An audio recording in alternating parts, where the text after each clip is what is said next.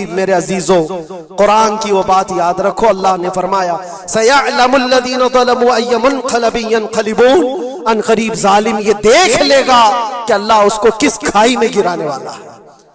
کیا ابرہا بہت سارے منصوبے بنا کر کعبہ ڈھانے نہیں آیا تھا؟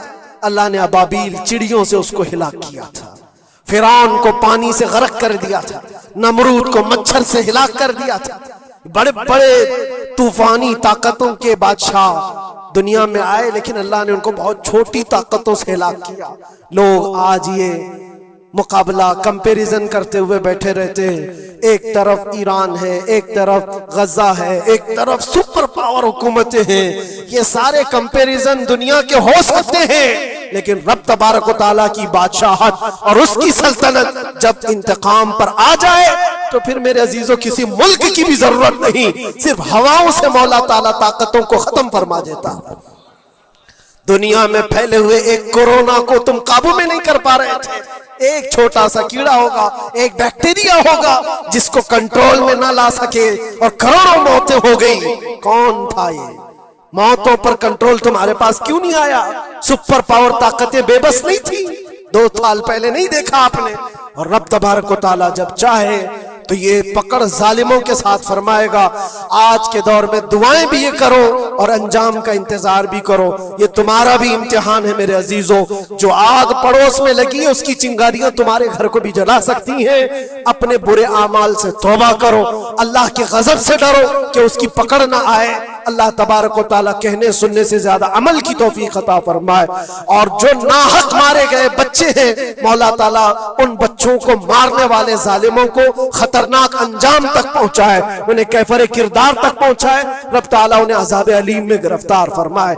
وآخر دعوانا الحمدللہ رب العالمین۔ السلام علیکم۔ میں آپ کو ایک بات عرض کیے دیتا ہوں، قرآن پاک نے جو فرمایا وہ حق ہے، 100% حق ہے۔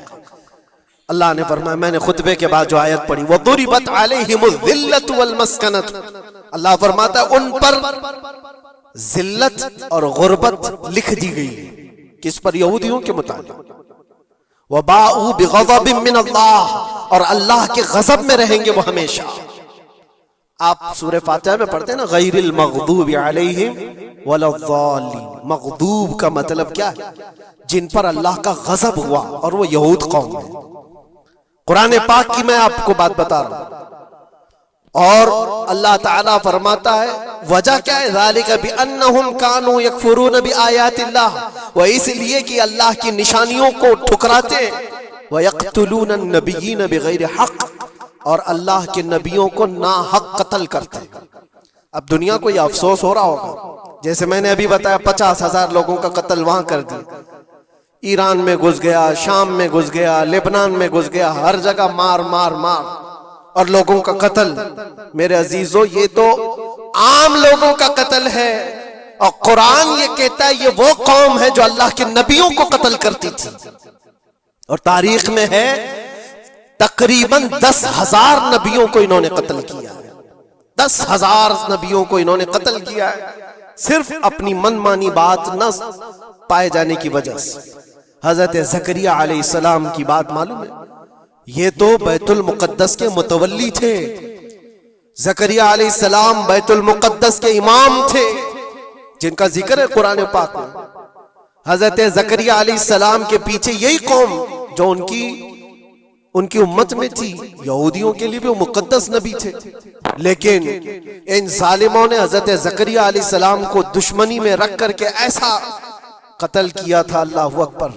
زکریہ علیہ السلام ان سے بھاگ کر کے نکلے تھے، اور ایک درخت کو جا کر کہا اے درخت کھل جا، میں تجھ میں آتا ہوں۔ درخت کھل گیا، حضرت زکریہ علیہ السلام اس میں اندر چلے گئے، درخت پھر بند ہوا۔ تاریخ میں موجود ہے، ابلیس لعین نے، شیطان مردود نے یہودیوں کو راستہ بھی بتایا اور درخت بھی بتایا کہ اس کے اندر زکریہ چھپے ہوئے، اس کے اندر زکریہ ہے۔ یہودیوں نے تیز آری لے کر کے درخت کو اوپر سے کاٹنا شروع کیا کہ درخت کے 2 ٹکڑے ہوں گے تو زکریہ علیہ السلام تک بھی پہنچ جائیں گے۔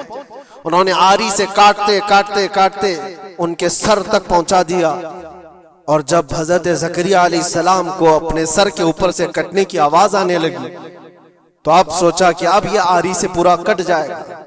اللہ تعالیٰ کی طرف سے ندا آئی، اے زکریا صبر کر لو، اگر تم اس پر آواز نکالو گے تو صبر والوں میں سے تمہارا نام نکل جائے گا۔ یہاں تک کہ تاریخ میں ہے وہ یہودیوں نے آری سے کاٹتے کاٹتے حضرت زکریا علیہ السلام کے سر کو چیر دیا اور جسم کے دو ٹکڑے ہو گئے۔ اللہ کے نبی خاموش رہے، صبر کر کے رہ گئے۔ ان کے بیٹے یحییٰ علیہ السلام، یحییٰ علیہ السلام نے یہودیوں کے ایک گورنر یا بادشاہ کو یہ کہا تھا کہ ایک نکاح میں دو بہنوں کو رکھنا جائز نہیں۔ اس نے دو بہنیں ایک ساتھ اپنی زوجیت میں رکھا تھا۔ صرف اتنی بات پر حضرت یحییٰ علیہ السلام صرف 33 سال کے جوان تھے۔ اس یہودی ظالم نے یحییٰ علیہ السلام کے سر کو کاٹ کر کے برتن میں لا کر ناشتے میں رکھا تھا۔ اللہ کے نبی کی بات کر رہا ہوں، اللہ کے نبی کے سر کو کاٹ کر تشت پہ رکھا تھا۔ لیکن تاریخ کی سچائیاں بتاتی ہیں کہ وہ کٹے ہوئے سر سے یحییٰ علیہ السلام بولتے تھے، اے ظالم اب بھی میں کہتا ہوں ایک نکاح میں دو بہنوں کو رکھنا حرام ہے، حرام ہے۔ یہ اللہ کے نبیوں کی زندگی میں بتا رہا ہوں جن کے ساتھ انہوں نے کی۔ عیسیٰ علیہ السلام، یہ پاگل عیسائی جو آج ان کی کپڑوں میں جا کر بیٹھے ہوئے ہوتے ہیں جبکہ زندگی بھر یہ لڑتے رہے ہیں۔ قرآن بھی کہتا ہے وقالت اليہود لیست النصارى علی شیء وقالت النصارى لیست اليہود علی شیء، دونوں لڑتے تھے۔ یہودی کہتے عیسائی کوئی چیز ہی نہیں، عیسائی کہتے تھے یہودی کوئی چیز ہی نہیں۔ ان کی جنگیں اتنی خطرناک ہوئی، یہ سب لپا پوتی کر کے آج دکھاتے ہیں کہ ہم سب ایک ہیں۔ بہت گہری دشمنیاں ان کے درمیان تھی۔ عیسائیت، حضرت عیسیٰ علیہ السلام کو کیا کیا گیا؟ جب انہوں نے اپنے پیغامات پھیلائے تو عیسیٰ علیہ السلام کو بھی قتل کرنے کا منصوبہ یہودیوں نے بنایا تھا، اور پورے لوگ آ کر حضرت عیسیٰ علیہ السلام کے گھر کو گھیراؤ کر لیے۔ عیسیٰ علیہ السلام کو اس رات اللہ تعالیٰ نے آسمانوں پر اٹھا لیا، اور ایک یہودی کو اندر دیکھنے کے لیے بھیجا تھا یہودیوں نے کہ جا کے دیکھو عیسیٰ ہے کہ نہیں۔ تو اللہ تعالیٰ نے وہ آئے ہوئے یہودی کو عیسیٰ علیہ السلام کی شکل دے دی، عیسیٰ علیہ السلام کو اٹھا لیا۔ یہودی جو باہر کھڑے منتظر تھے، ہمارا آدمی اندر گیا ہے دیکھنے کے لیے، مارنے کے لیے، قتل کرنے کے لیے، ابھی تک آیا نہیں، تو سب کے سب اندر گھس گئے۔ دیکھا وہ آدمی بیٹھا ہوا ہے، اسی کو پکڑ کر لا کر سولی پر چڑھا دیا عیسیٰ سمجھ کر کے۔ لیکن اتفاق یہ ہے کہ اس کو پوری شکل نہیں دی گئی تھی، آدھی شکل عیسیٰ علیہ السلام کی تھی اور آدھی اس کی خود کی تھی۔ بعد میں یہودیوں میں خود اختلاف ہو گیا، ہمارا بندہ کہاں گیا جو ڈھونڈنے کے لیے گیا تھا، وہ غائب کہاں ہے؟ اور اگر یہ ہمارا بندہ ہے جو ڈھونڈنے کے لیے گیا تھا تو پھر عیسیٰ کہاں ہے؟ یہ اختلاف میں، یہ شک میں 550 سال گزر گئے۔ پھر میرے مصطفیٰ صلی اللہ علیہ وسلم تشریف لائے اور قرآن نے اس بات کو واضح کیا، نہ تم نے عیسیٰ کا قتل کیا نہ سولی چڑھائی ہے، عیسیٰ علیہ السلام زندہ ہیں، اللہ نے آسمانوں پر انہیں اٹھایا۔ یہ تو عیسائیوں پر احسان ہے قرآن کا جو سچائیاں 550 سال پہلے کی بتایا۔ میرے عزیزوں، یہ تاریخ میں آپ کو بتا رہا ہوں، نبیوں کا قتل کرنے والی قوم، ان کے سامنے عام انسان کیا مانے رکھتے ہیں؟ یہ دنیا کی ساری قوموں کو حقیر سمجھنے والی قوم، دنیا کے پورے ذخیروں کو اپنی ملکیت سمجھنے والی قوم، ان کا عقیدہ ہے یہ دنیا کا جتنا گولڈ ہے، جتنا سونا ہے، اس پر صرف اور صرف ان کی قوم کا قبضہ ہونا چاہیے، پوری دنیا کو۔ آپ کو پتا ہے مدینہ طیبہ میں حضور پاک صلی اللہ علیہ وسلم کی آمد سے پہلے یہ سب کے سب مدینے میں بسے ہوئے تھے، 550 سال سے انتظار کر رہے تھے حضور کے آنے کا، دوسری قوموں کو ڈراتے تھے۔ کیوں؟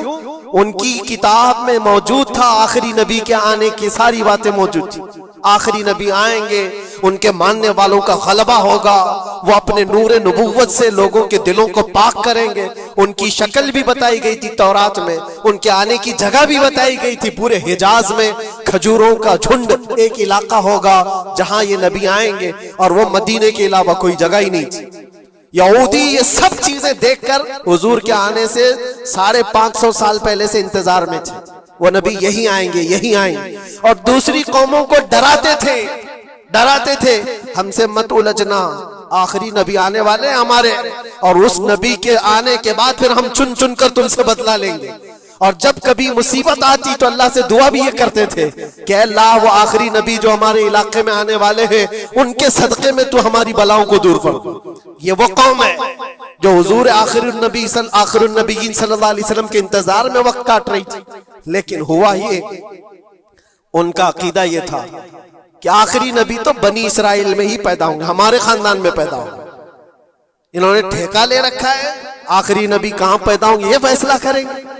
اللہ تبارک و تعالیٰ نے آخری نبی ہمارے آقا صلی اللہ علیہ وسلم کو بنی اسرائیل میں نہیں بنی اسماعیل میں پیدا کیا، اسماعیل علیہ السلام کی اولاد میں پیدا کیا، اور یہ اسماعیل علیہ السلام کی اولاد پورے عرب میں آباد تھی۔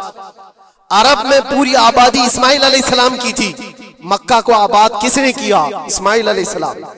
اسماعیل علیہ السلام کی اولاد پورے مکہ میں آس پاس سب علاقوں میں آباد، ساری جتنے بھی نسب ہیں وہ اسماعیل علیہ السلام تک پہنچتے ہیں عرب والوں کے۔ اور یہ یہودی بنی اسرائیل ہے، یعنی یعقوب علیہ السلام کی اولاد میں سے، اور یہ دوسروں کو حقیر جانتے تھے۔ جب تک یہ لوگ عرب میں تھے، مدینے میں تھے، انہوں نے ہر ایک کو حقارت سے دیکھا۔ عربوں سے ان کے تعلقات ایسے نہیں تھے، عام لوگوں سے کہتے ہمارے سے بات کرنے کے قابل نہیں ہیں، سب کو امی کہتے تھے، ان پڑھ، جاہل، ایسے الفاظ سے عربوں کو پکارتے تھے۔ عربوں سے اگر ان کے تعلقات ہوتے بھی تو بڑے بڑے ٹاپ لیڈر جو ہوتے ہیں عربوں کے، بس ان سے تعلقات تھے، عام لوگوں کو یہ گنتے ہی نہیں، کچرا کہتے تھے۔ بنی اسماعیل کو جب یہ کچرا کہتے تھے، اور بنی اسماعیل میں جب آخری نبی پیدا ہو گئے تب کیا کہنے لگے پتہ ہے؟ کہتے نہیں یہ غلط ہو گیا، آخری نبی تو بنی اسرائیل میں پیدا ہونے والے تھے، یہ جبرائیل نے شرارت کیا اور بنی اسماعیل میں جا کر کے نبوت دے دی۔ کچھ تو یہ کہنے لگے، کچھ تو کہنے لگے وہ ہے ہی نہیں آخری نبی۔ لیکن کیسے انکار کرتے؟ قرآن کہتا ہے یعرفونہ کما یعرفون ابناءہم، اس رسول کو وہ ایسے پہچانتے تھے کہ اپنے بیٹوں کو بھی نہیں پہچانتے۔ ان کے بیٹوں کے صحیح ہونے پر بھی ان کو اتنا یقین نہیں تھا کہ ہمارا ہی بیٹا ہے یا نہیں، لیکن حضور کو دیکھ کر کے یہ یقین تھا کہ آخری رسول ہی ہے۔ آخری رسول ہونے کی ساری نشانیاں انہوں نے جو پڑھی تھی وہ سب حضور کے پاس موجود تھی۔ اسی لیے تو میرے عزیزوں، جو صحابہ یہودیت سے اسلام میں آئے انہوں نے سب نشانیاں دیکھی۔ حضرت سلمان فارسی کی بات بتا رہا ہوں، وہ عیسائیت میں تھے، سالوں انہوں نے عیسائیت میں گزارے، اور انہوں نے بھی یہی سب باتیں سنی تھی۔ یثرب ایک علاقہ ہے حجاز میں، کھجوروں کے باغات کا جھنڈ ہے، وہاں پر آخری نبی وہیں آنے والے۔ تو یہ کہاں سے آئے تھے؟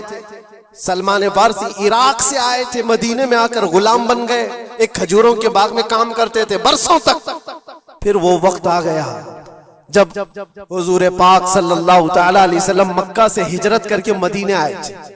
مسجد قباء جہاں ہے وہاں 14 دن تک حضور قیام کیے ہوئے تھے۔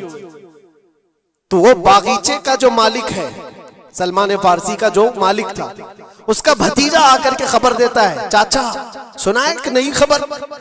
یثرب میں ایک شخص آیا ہے مکہ سے، حسین چہرہ ہے، گلابی رنگت ہے، بولتا ہے تو لوگ سب اس کی طرف دیکھتے ہیں، اور وہ کہتا ہے کہ میں اللہ کا آخری رسول ہوں۔ یہودی کا بھتیجا اپنے چاچا کو یہ خبر دے رہا ہے۔ سلمان فارسی کھجور کے درخت کے اوپر بیٹھے کھجور کاٹ رہے تھے یا صاف کر رہے تھے، یہ خبر سنے کہ وہاں سے چھلانگ لگا کر نیچے آ گئے، جس کے انتظار میں تو سالوں گزار دیا تھا۔ کیا کہا تم نے؟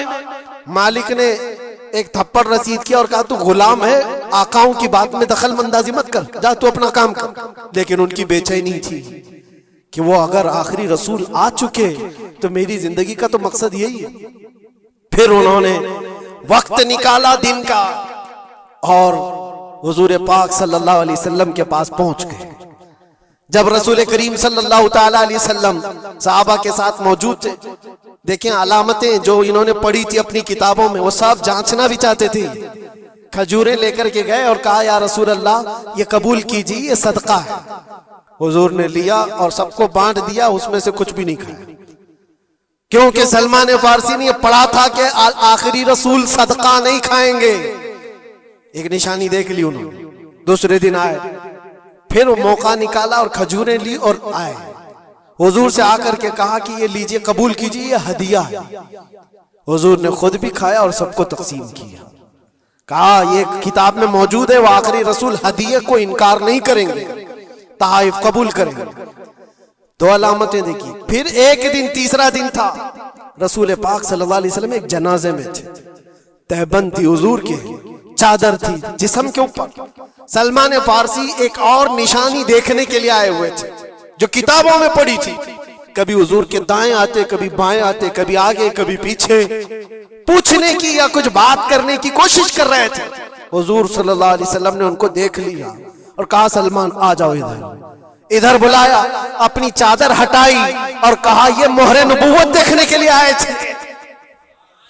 جو حضور صلی اللہ علیہ وسلم کے کندھوں کے بیچ میں ایک ایسا سفید نشان تھا جس کو مہر نبوت کہا جاتا ہے، وہ سورج سے زیادہ چمکتا تھا دونوں کندھوں کے بیچ میں، اور حضرت سلمان فارسی وہ دیکھنے کے لیے آئے تھے، اور حضور نے ان کے پوچھنے سے پہلے چادر ہٹائی اور کہا یہی دیکھنے آئے تھے۔ سلمان فارسی نے کہا میں تو ایک چیز دیکھنے آیا تھا، آپ نے دو چیز بتا دی۔ کیا چیز؟ میں تو مہر نبوت دیکھنے آیا تھا، آپ نے دکھا بھی دیا اور میرے دل کی بات کی خبر بھی آپ نے بتائی ہے۔ نبی کو علم غیب بھی ہوتا ہے۔ اور سلمان فارسی نے کلمہ طیبہ پڑھ لیا۔ اسی سلمان فارسی کو آزاد کرانے کے لیے میرے آقا صلی اللہ علیہ وسلم نے صحابہ کے ساتھ مل کر کے 500 کھجور کے درخت لگائے تھے اور ایک باغیچہ دے کر کے اس یہودی سے آزاد کروایا تھا۔ یہ اللہ کے نبی صلی اللہ علیہ وسلم کے پاس وہ صحابہ جو آئے تھے یہودیت سے یا عیسائیت سے، وہ جانتے تھے حضور کو، لیکن یہ اتنی خطرناک قوم ہے جن کو اللہ تعالیٰ نے دلوں پر مہر لگایا، یہ یہودی جو ایمان نہیں لائے، اور یہ قیامت تک اسی طرح غضب میں رہنے والے ہیں۔ آج ان کا ابھار اگر آپ دیکھ رہے ہو تو شاید تاریخ پتہ نہیں ہوگی کہ کتنی ذلت کی زندگی بھی گزاری، کس طرح بھیک مانگے۔ آج یا اپنی تاریخ کو کہیں پر بھی سوشل میڈیا میں گردش کرتے ہوئے نہیں دیکھ سکتے، پابندی ہے پوری دنیا میں۔ ہٹلر کے قتل عام کے بارے میں نہیں بول سکتا کوئی، یہودیوں کو اتنا مارا تھا اتنا مارا تھا، نہیں، دنیا میں یہ بولنے پر پابندی ہے۔ ان کے کسی بھی پرانی تصویریں دکھانے پر پابندی ہے۔ آج خود اپنے ملک میں ہونے والے حملوں کی تصویر نہ دکھائی جائے، اس پر پابندی ہے۔ یہ تو تم کب تک عیب چھپاتے رہو گے؟ جہاں سڑن ہوتی ہے بدبو آ ہی جائے گی، اور ان قریب